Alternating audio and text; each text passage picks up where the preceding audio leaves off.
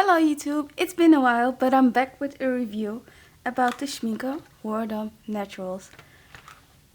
I really used these watercolors and tested them out. And mainly from the half pans. As you can see, they do shrink quite a lot in the pan.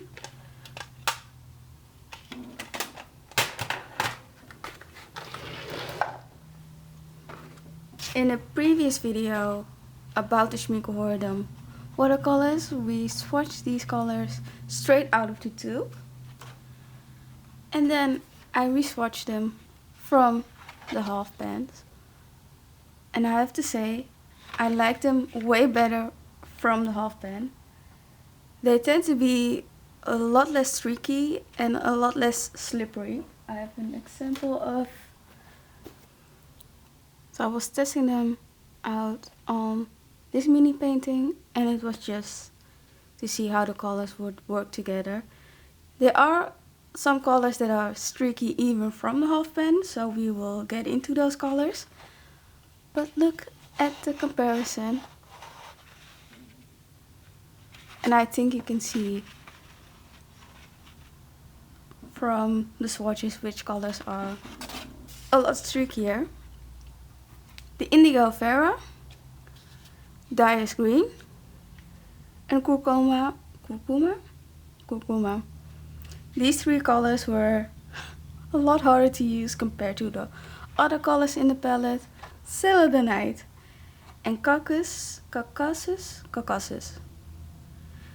Both are PG23 and are low tinting colors. So I expect that. Even with the low tinting coloring, I still like using these colors. And this is how they re-wet. I really like how they look. The graphite black has a very interesting texture. It has like a matte look to it if you layer it quite a lot. And the vine black is granulating, but the graphite black is very interesting.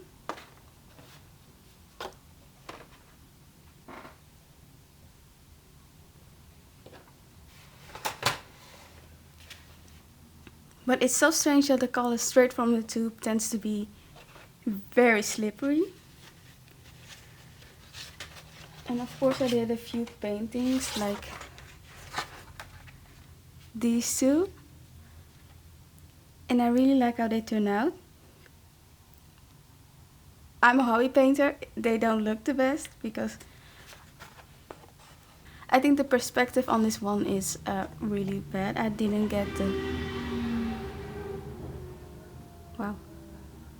I don't like the perspective of this fox, but I like how they turn out. What I noticed about these watercolors is that they are less prone to hard edges, as you can see. And I don't know if it's because of the colors are softer, but they give a very lovely effect. I also like how this wolf turned out. Like, look how beautiful the grays look. And in some spots I used a Lava Light Violet. You can see how it really jumps out. And the main color I used is the Green Slate and Caucasus Earth. So it has like a green yielding, it has a green leaning gray. And for this one I used the Indigo Blue and the Graphite Black for the background. And look, no hard edges, but there's hardly any flow. But I still like how it turned out. Still, the grain is a beautiful rich green. It isn't light fast, so just to let you know. And I also tried to darken up this part, but it's sort of blended in. But yeah, I did test it out on 100% cotton watercolor paper.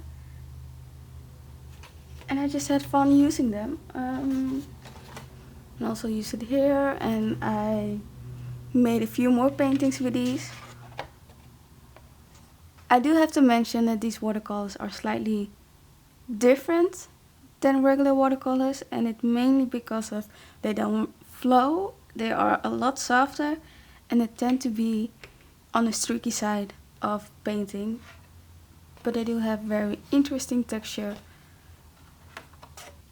I still have reservations about the Meadow Lake, which is an NR9, but still has a 4-star Lightfast rating. I'm not convinced, but if someone has tried it out, let me know, because I'm interested in the Lightfast results, especially from the plant-based watercolors. Overall, I really enjoyed using these watercolors.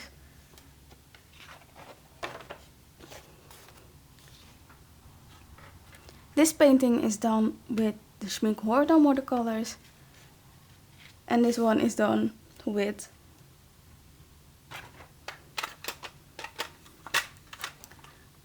the Naturals watercolors. And I think you can see the difference right away. The colors are different, but these colors are a lot punchier, and you can see how it spreads. And this took a lot of effort to build up and to spread it out. But the difference is, this one looks a lot softer compared to this one. This one has harder edges at the top. Sometimes you wanna have that look.